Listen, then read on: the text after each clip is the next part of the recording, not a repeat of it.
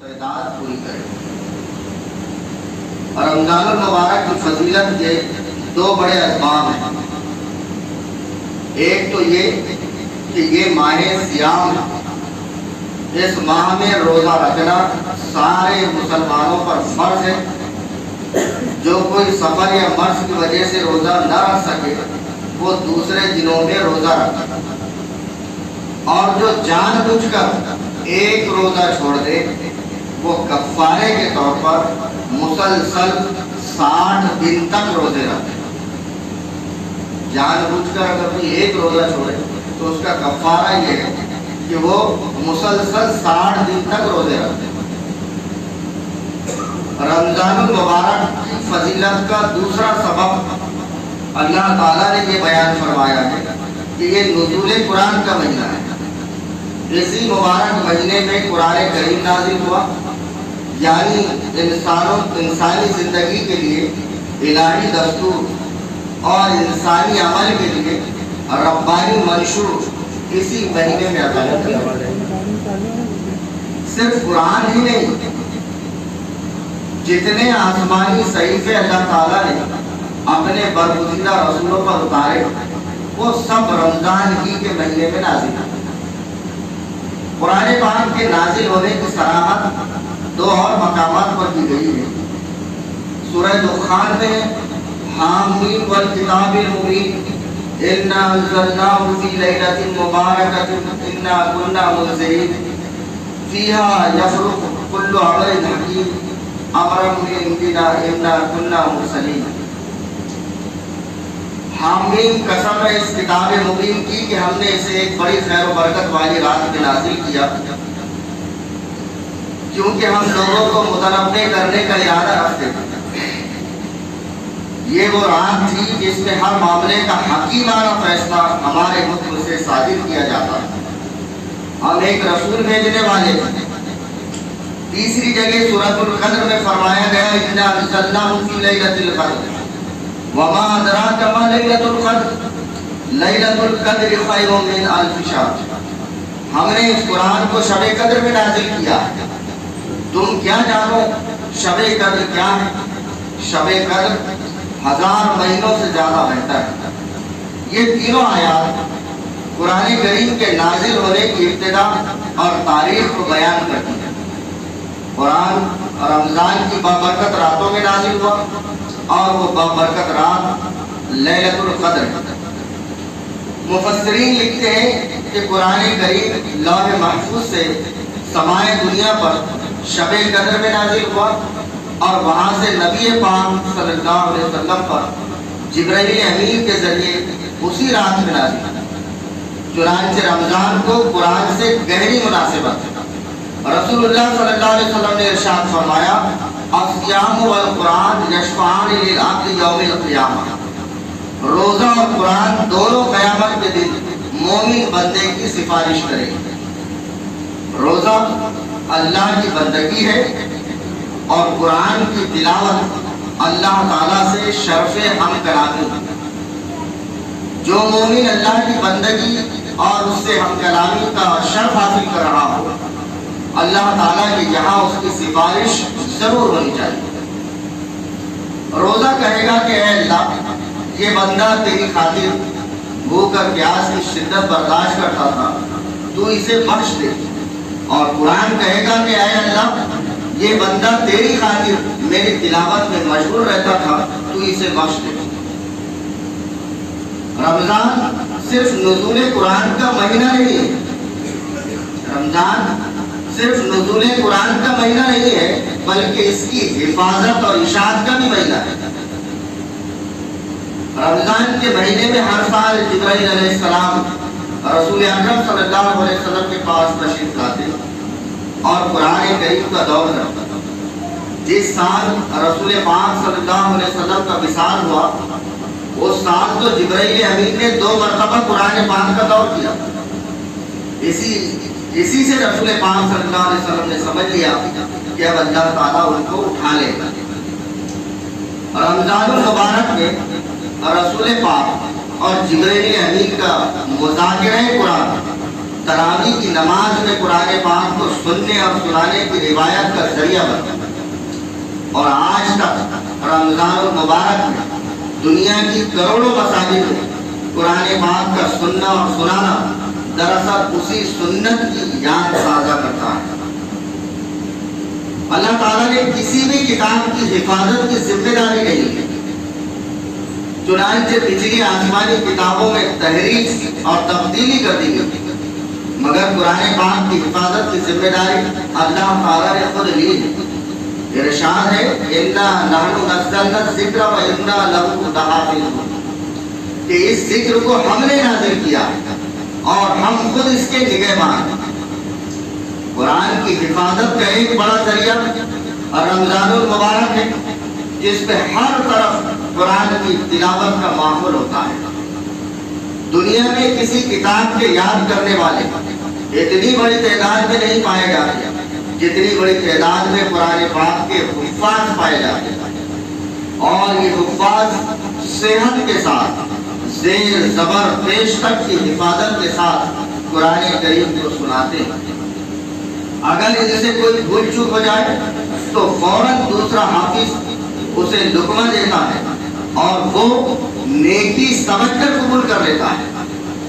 یہ قرآن کریم کی حفاظت کا من جانب اللہ ایک انتظام ہے۔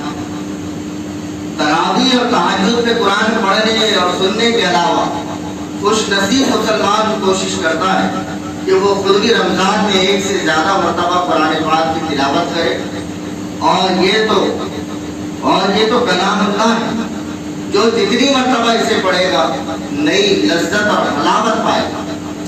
اس لیے تلاوت قرآن کا شکر سال بھر رہنا چاہیے۔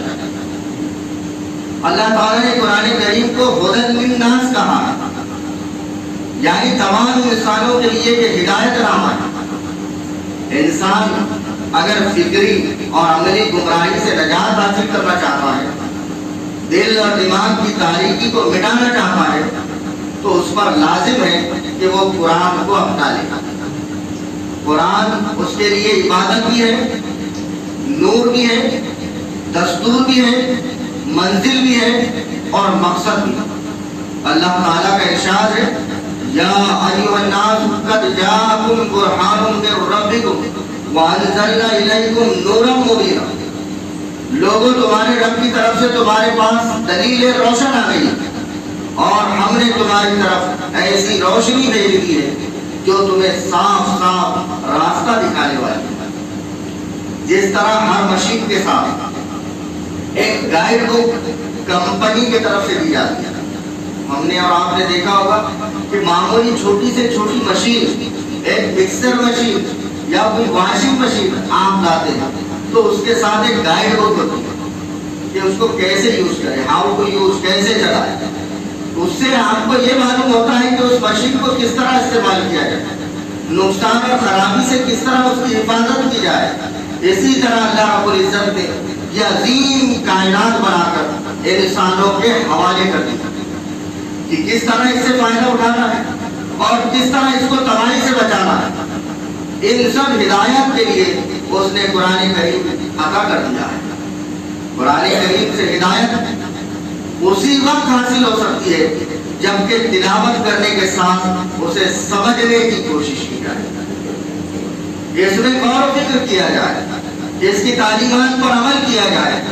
دنیا کی کوئی کتاب ایسی نہیں جسے سمجھ کر نہ پڑھا جاتا، یہ صرف اللہ کی کتاب کا معاملہ ہے کہ بہت سے لوگ اسے سمجھ کر نہیں پڑھتے، یہ صرف اس کتاب کے متعلق معاملہ ہے۔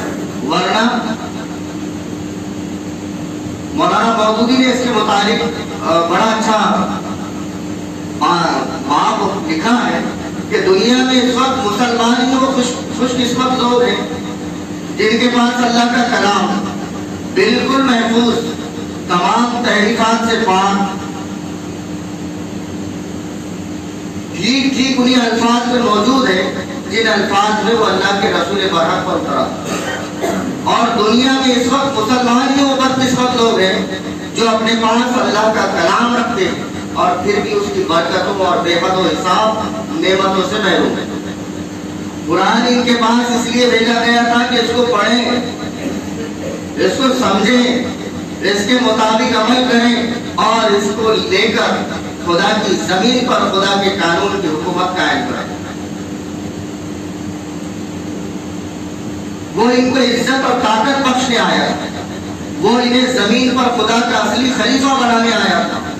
تاریخ گواہ ہے کہ جب انہوں نے اس کی ہدایت کے مطابق عمل کیا تو اس نے ان کو دنیا کا امام اور پیشوا بنا کر بھی دکھا دیا، مگر اب ان کے ہاں صرف اس کا مصرف اس کے سوا کچھ نہیں رہا کہ گھر میں اس کو رکھ کر جن بت بنائے، اس کی آیتوں کو لکھ کر گلے میں باندھے، گھول کر پیے اور محض ثواب کے لیے بے سمجھے بوجھے پڑھ لیا کرے۔ اب یہ اس سے اپنی زندگی کے معاملات میں ہدایت نہیں مانگتا، اس سے نہیں پوچھتے کہ ہمارے عقائد کیا ہونے چاہیے، ہمارے اعمال کیا ہونے چاہیے، ہمارے اخلاق کیسے ہونے چاہیے، ہم لین دین کس طرح کریں، دوستی اور دشمنی میں اس قانون کی پابندی کریں۔ ہم یہ قرآن سے نہیں پوچھتے خدا کے بندوں کے اور خود اپنے نفس کے حقوق ہم پر کیا ہے اور انہیں ہم کس طرح ادا کریں، ہمارے لیے حق کیا ہے اور باطل کیا ہے، اطاعت ہمیں کس کی کرنی چاہیے اور نافرمانی کس کی، تعلق کس سے رکھنا چاہیے اور کس سے نہ رکھنا چاہیے، ہمارا دوست کون ہے اور دشمن کون، ہمارے لیے عزت فلاح اور نفع کس چیز میں ہے، ذلت اور نامرادی اور نقصان کس چیز میں، یہ ساری باتیں اب مسلمانوں نے قرآن سے پوچھنی چھوڑ دی۔ اب یہ کافروں اور مشرکوں سے، گمراہ اور خود گرد لوگوں سے اور خود اپنے نفس کے شیطان سے ان باتوں کو پوچھتے ہیں اور انہی کے کہے پر چلتے ہیں۔ اسی لیے خدا کو چھوڑ کر دوسروں کے حکم پر چلنے کا جو انجام ہونا چاہیے وہی ان کا ہوا۔ یہ معمولی حقیر سی چیزیں قرآن مجید سے پوچھتے ہیں، چھوٹی چھوٹی ذلیل اور حقیر چیزیں ان سے پوچھتے ہیں، ورنہ یہ اگر وہ انسان اس سے یہ پوچھتا کہ اللہ کا قرب کیسے حاصل کیا جائے تو وہ اللہ تک اس کو پہنچا دیتا، وہ اگر چاہتے ہیں تو دنیا کی بادشاہ اس کو بخشنے کے لیے تیار ہے۔ بڑا پیارا جملہ مولانا نے لکھا ہے کہ یہ اپنے ظرف کی بات ہے کہ تم سمندر سے پانی کے دو بوندیں مانگتے ہو ورنہ سمندر تو دریا دینے کو تیار ہے۔ تو ہم نے قرآن کے ساتھ ہمارا یہ معاملہ ہے کہ ہم نے اس کو پڑھنا، اس کو سمجھنا چھوڑ دیا اور پڑھ بھی رہے تو سمجھ نہیں رہے۔ یہی بات ہے کہ قرآن سے ہدایت اسی وقت حاصل ہو سکتی ہے جبکہ تلاوت کرنے کے ساتھ اسے سمجھنے کی کوشش کی جائے، اس میں غور و فکر کیا جائے، اس کی تعلیمات پر عمل کیا جائے۔ دنیا کی کوئی کتاب ایسی نہیں جسے سمجھ کر نہ پڑھا جاتا ہو، صرف یہی ایک کتاب ایسی ہے کہ اس کو ہم یہی معاملہ کرتے ہیں کہ بس بے سمجھے بوجھے۔ یہ صرف اللہ کی کتاب کا معاملہ ہے کہ بہت سے لوگ اسے سمجھ کر نہیں پڑھتے۔ جب ہمارے پاس کسی کا خط آتا ہے تو اسے پڑھتے اور سمجھتے، اگر وہ کسی دوسری زبان میں ہو تو اس زبان کے جاننے والے سے رجوع کرتے، مگر اللہ کا نامہ گرامی قرآن کریم جسے نہ تو ہم خود سمجھتے ہیں نہ ان علماء سے سمجھنے کی کوشش کرتے ہیں جو اس کی زبان جانتے ہیں۔ اللہ تعالیٰ نے کافروں کے متعلق یہ بات کہی کہ افلا یتدبرون القرآن ام علی قلوب اقفالها، کیا وہ لوگ قرآن پہ غور نہیں کرتے، کیا ان کے دلوں پر تالے رکھ گئے؟ یہ کافروں کے متعلق قرآن مجید میں سورہ محمد کی آیت ہے۔ کیا وہ لوگ قرآن پہ غور نہیں کرتے، کیا ان کے دلوں پر تالے رکھ گئے؟ بعض لوگ یہ کہتے ہیں کہ قرآن کو سمجھنا عوام کا کام نہیں بلکہ علماء کا کام ہے۔ یہ ایک وسوسہ ہے جو اللہ کی کتاب سے دور کرنے کا ذریعہ ہے۔ علماء کرام نے قرآن پاک کا دنیا کی ہر زندہ زبان میں ترجمہ کر دیا۔ یہ ترجمہ عوام ہی کے لیے کیا گیا ہے تاکہ لوگ اسے سمجھ سکیں۔ اگر قرآن کا سمجھنا صرف علماء کا کام ہوتا تو وہ لوگ اس کا ترجمہ کیوں کرتے؟ ان کو تو خود سمجھتا، اس کے لیے انہوں نے اتنی محنت 30 سال لگائے، اپنی زندگی کا کتنا وقت اس کے اندر صرف کیا، کتنی محنت اور مشقت کی، جیلوں میں قرآن کی تفاسیر لکھی، ترجمے لکھے۔ حضرات صحابہ کرام کا معمول یہ تھا کہ کہ وہ قرآن کی آیات پر غور و فکر کرتے، اسے سمجھتے اور پھر آگے بڑھتے۔ چنانچہ عبد الرحمن السلمی روایت کرتے ہیں کہ ہم سے ان لوگوں نے بیان کیا جو قرآن اہتمام سے پڑھا کرتے تھے، جیسے حضرت عثمان بن عفان، حضرت عبداللہ بن مسعود رضی اللہ تعالیٰ عنہ۔ حضرات صحابہ جب نبی صلی اللہ علیہ وسلم سے 10 آیات پڑھ لیتے تو ان سے آگے نہ بڑھتے یہاں تک کہ وہ ان آیات میں علم و عمل کی تمام باتیں نہ جانتے۔ ان کا کہنا تھا کہ ہم نے قرآن اور عمل دونوں ایک ساتھ سیکھا، اور اسی لیے وہ ایک سورت کو یاد کرنے میں بڑا وقت صرف کر دیتے۔ قرآن کو پڑھنے اور سمجھنے کے ساتھ اس کی تعلیمات پر عمل کرنا بھی ضروری ہے۔ قرآن میں ایمان اور اسلام کی جو بنیادی تعلیمات ہیں، حلال اور حرام کے جو احکام، عبادات، معاشرت، معیشت، حکومت، حقوق، فرائض، امن اور انصاف، جہاد و قتال، جنت اور جہنم کے استحقاق کی جو آیات ہیں، اور انسانی خیالات اور رویوں کی اصلاح کے جو فرامین ہیں، اگر ان پر عمل نہ کیا جائے تو قرآن کے نازل ہونے کا مقصد پورا نہیں ہوتا۔ قرآن صرف علم کی کتاب نہیں بلکہ عمل کی کتاب بھی ہے۔ مسلمان جب تک اپنی عملی زندگی اور اپنے سماج کو قرآن کی تعلیم کے مطابق نہیں ڈالیں گے وہ قرآن کا حق ادا نہ کر سکیں گے۔ قرآن میزان عمل بھی ہے، اسی میزان کے مطابق انسان کا عمل قیامت کے دن تولا جائے گا۔ میزان جو ہوگی یہ قرآن ہوگا، اس کے مطابق عمل کو چیک کیا جائے گا۔ قرآن پاک پر عمل کرنے کا تقاضا یہ بھی ہے کہ اسے غیر مسلموں تک پہنچانے کی کوشش کی جائے۔ غیر مسلموں سے خیر خواہی کا تقاضا بھی ہے کہ ان کی فلاح و نجات کی راہ سے ان کو باخبر کیا جائے تاکہ ہدایت کا راستہ ان کے لیے کھلے اور وہ اللہ کے حضور یہ نہ کہہ سکے کہ تیری ہدایت سے ہمیں آگاہ کرنے والا کوئی نہیں۔ اگر ہم مسلمان قرآن کی تلاوت کا اہتمام کریں گے، اس کو سمجھیں گے، اس پر عمل کریں گے، اس کی دعوت غیر مسلموں تک پہنچائیں گے تو دنیا میں بھی ہم سرخرو ہوں گے اور قیامت میں بھی قرآن ہمارا سفارشی ہوگا، ورنہ قرآن بھی ہمارے خلاف حجت بن جائے گا۔ اور رسول پاک بھی یہ شکوہ فرمائیں گے کہ وقال الرسول یا رب انی قوم اتخذوا هذا القرآن مہجورا۔ کل قیامت کے دن ہم کتنا ہی قرآن پڑھ رہے ہیں، کتنے اس کی تلاوت کر رہے ہیں، لیکن اس کا جو حق ہے وہ ادا نہیں کر رہے تو قرآن بھی ہمارے خلاف ہوگا۔ اور خود اللہ کے رسول صلی اللہ علیہ وسلم اس امت کے خلاف اللہ کی عدالت میں مقدمہ پیش کرے گی۔ یہی بات ہے سورۃ فرقان کی آیت میں کہ رسول کہے گا اے میرے رب، میری قوم کے لوگوں نے اس قرآن کو نشانہ تذہیب بنا لیا تھا، اس قرآن کو چھوڑ دیا تھا۔ اور پھر آپ دیکھیے کہ مولانا اشرف علی تھانوی نے اس کی تفسیر میں کیا لکھا ہے کہ قرآن کو نہیں پڑھنا، قرآن کو نہ سمجھنا، یہ بھی قرآن کو چھوڑنا ہے، اس پر عمل نہیں کرنا، یہ بھی قرآن کو چھوڑ دینا ہے، اور اس کی بجائے دوسری کتابوں کو وہ اہمیت دینا جو قرآن کی ہے، یہ بھی قرآن کو چھوڑ دینا۔ یہ بات اس میں فرمائی۔ ہمیں قرآن کو اپنے دل اور دماغ کی روشنی، اپنے گھر اور سماج کی روشنی بنانے کی فکر کرنی چاہیے۔ اللہ تعالیٰ ہم سب کو قرآن کو پڑھنے، سمجھنے اور اس پر عمل کرنے کی توفیق عطا فرمائے۔